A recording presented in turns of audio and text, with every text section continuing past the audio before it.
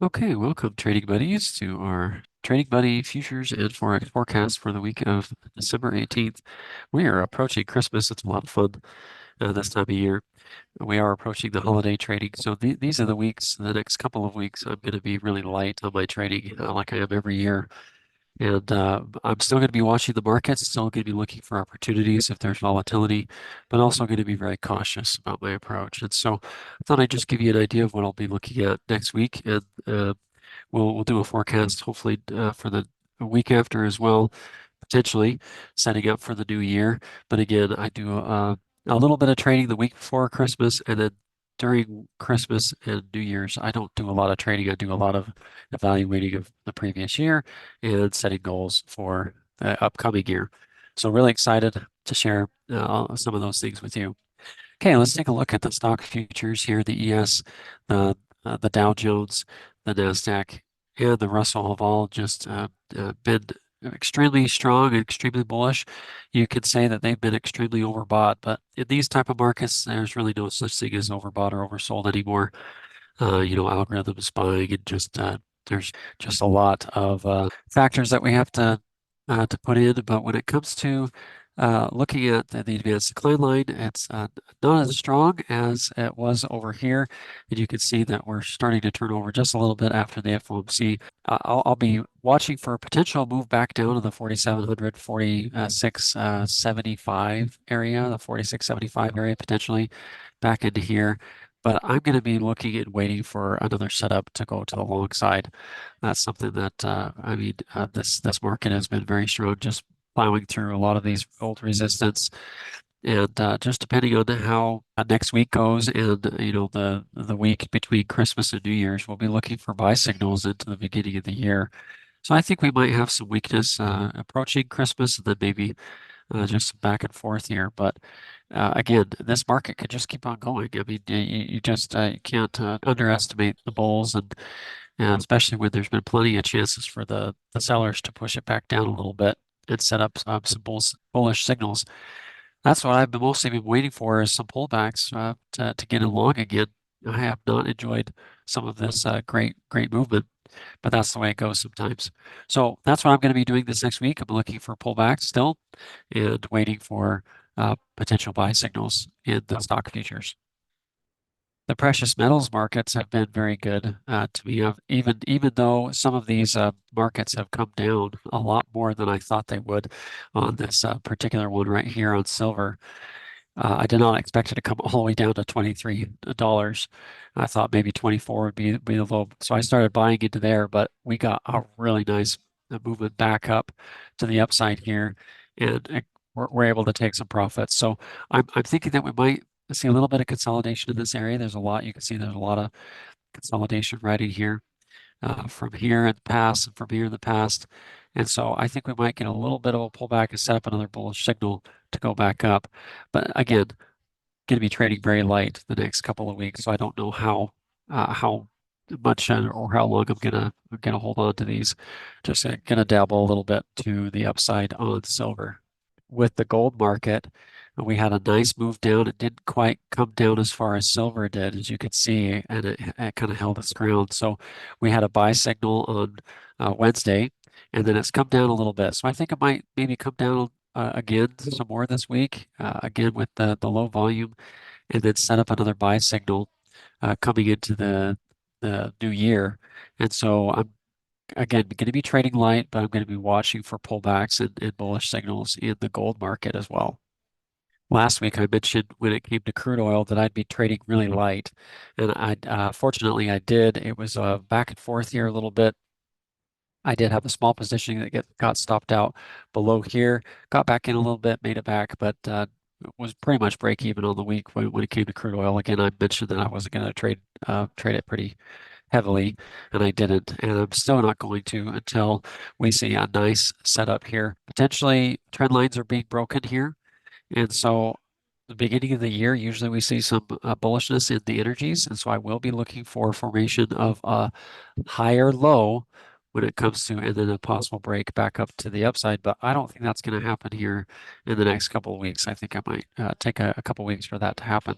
So I'm going to be watching the energies very closely and waiting for those setups.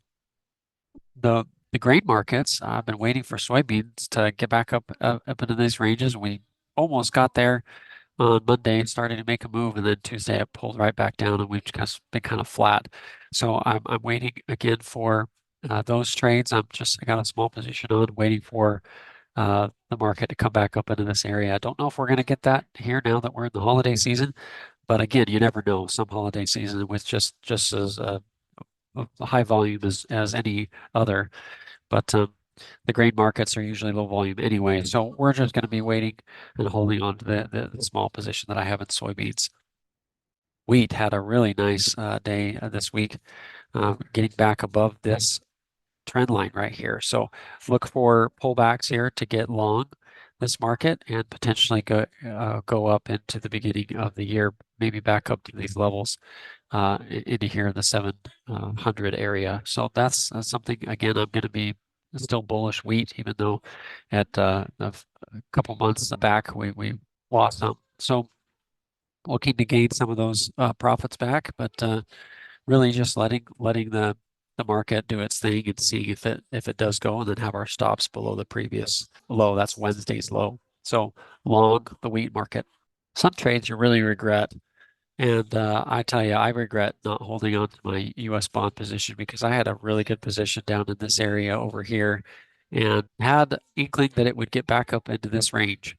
And as soon as it made a break above here, it was around my time exit. So I'm not completely disappointed with my execution because it wasn't emotion based. It was based off of kind of like a time exit the beginning of December. I expected this to pull back a little bit before making another move. But it just kept on going, and just like the stock market, sometimes that happens. You expect to pull back, and it doesn't happen, and it just keeps running. And so I missed out on several $1,000s had I just trailed my stops on this, and that's something I've been working on to change my paradigm. And so I've missed a couple of those opportunities in the last couple of months, but that's what trading is to look back and see what you've done with your trades and what you could do better for the future. And even though they might not work out the exact same way in the future, that's just giving us a better opportunity to make profits and to let it run. But it's up. The bond market's up in the 123 area. You can see it's up in these ranges over here.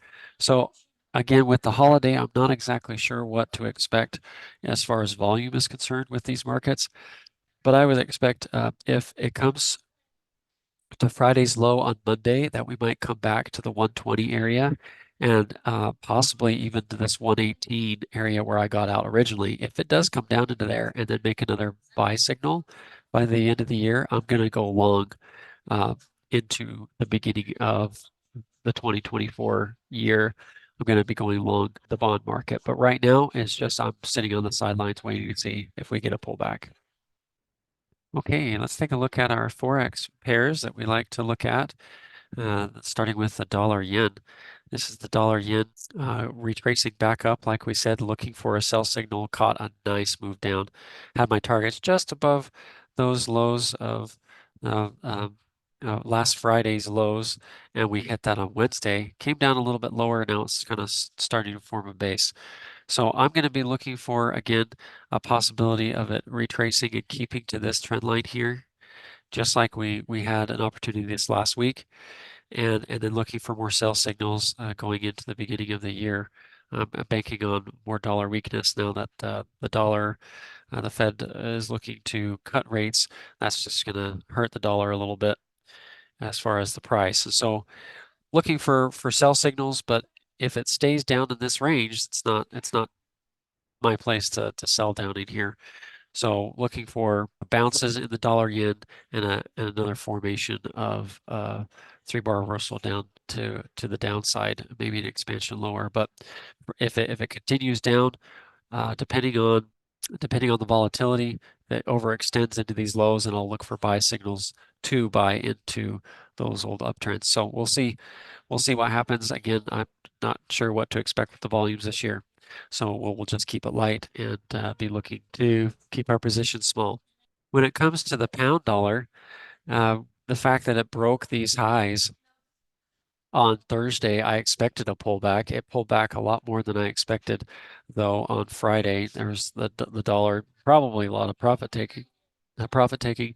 But again, if we hold these lows, we're still in bullish territory toward the end of the year. So I'm going to be looking for bull long signals and formations of this really is an inside candle. So as long as it stays above Thursday's low, I mean, it's still really, really bullish. If it breaks Thursday's low, I'm going to wait for these lows over here that were made on Wednesday before the FOMC. And so I'm going to be, again, trading really light this next week, but looking for buy signals in the pound.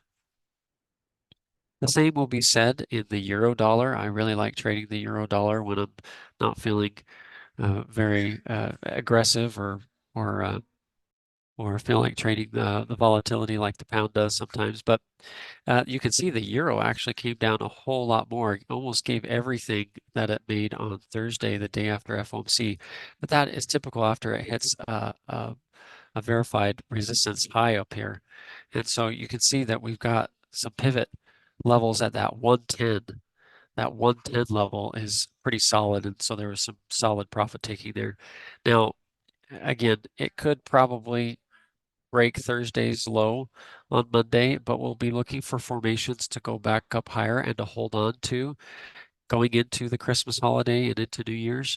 But I'll be waiting to see if it comes back down into here. If it falls out of bed and something happens where it comes down into here, then we're going to be just waiting uh, I'm not exactly sure what's going on and what's happening if that were to happen at this point. And so I'll just kind of stay on the sidelines to stay.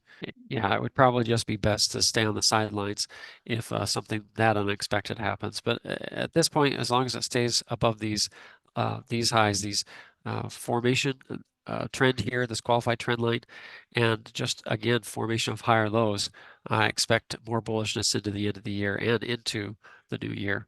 So that's my play with the euro. The euro yen is very similar to what we saw with the dollar yen.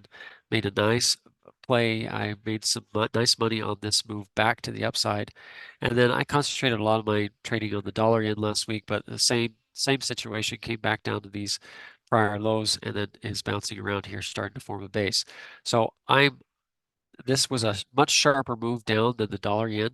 I wouldn't be surprised if the euro yen came back up to these highs and maybe formed a another lower high, because you can see right here that this actually the last week has stayed within this range of this candle. And so the whole time it's just been undecided about whether or not it's going to come back up and form a lower high that way, or if it's going to break that low, and then that would kind of negate this high right here. And so I'm just going to be on the sideline with the euro yen. That's kind of a perfect timing with the holiday. Just be on the sidelines and trade really light when you're not really expecting what to do with certain pairs and certain markets. Sometimes it's good to take a break and to reset your mind and focus on other things. So with that being said, we're going to be spending the next couple of weeks trading light and then also evaluating our trading for 2023 and looking ahead to 2024 and the goals that I'm going to be setting. So be sure to take some time the next couple of weeks when you have a quiet moment after the holidays, after you eat something. I really like to be serious about, what I'm looking to do and dreaming big, but also being realistic about where my trading skills are at and my trading results are at, and then seeing what I can do to improve those as every year, there's improvement, there's room for improvement. So wish you the best this week in your trading. Hope you have a great week trading. And then if you have any markets you want me to look at, be sure to email me at kevin@tradingbuddysystem.com. I really appreciate you joining me. And please consider liking and subscribing if you like this content. Really appreciate the help for the channel to spread the word. So take care.